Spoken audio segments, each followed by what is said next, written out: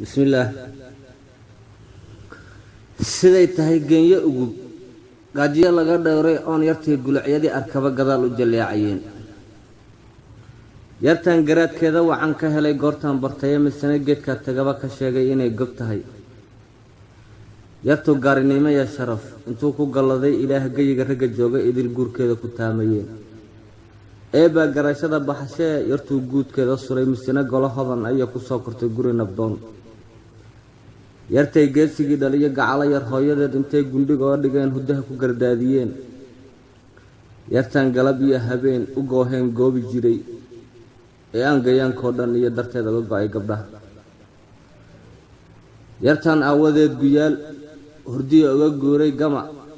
ee aan gocashada kalgacal xusuus la godnaa in badan yartan goban iyo dhul dheer intaan uga guuray leyl god iyo meel siman arlada gucliyo orod aan ku maray yartan gubashada tarteed gobol uga tagay hurdaba oo ay gaban iyo nin weyn goomanida wada garteen yartan gobolada fog iyo galdoor aawadeed u tagay ama aan gooyaha wardheer galaadya caweys ka tumay yartan geesaha berberacsay lacag guudkeeda sare ilaa garawiyo nugaa lug iyo gaadiid u maray yartan galgaduud iyo mudug hiiraanoo gugu ku da'ay gobolada bay iyo bokool ganaaniyo gada ka dayay yartan gabiyada jubbiya ilaa gaarsiya wajeer intaan giblo oga tabay guurtiya dhalin oga diray gabaadan banaadir iyo galoolay duhur u maray sidii geel la iga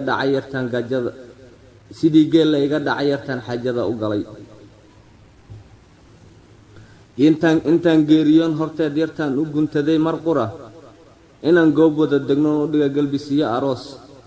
haddaan weli gacan ku hayn soomaalina gaabis tahay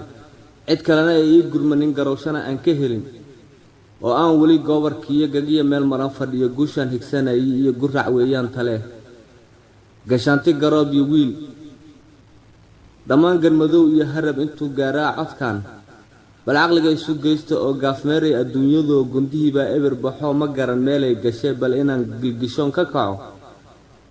intaad gadhiya xadhig nudaan gun iyo baar raadisaan gasiinka yartan u nacay mar quran oo dhiga balgaaf gasiinka yartan u nacay mar quran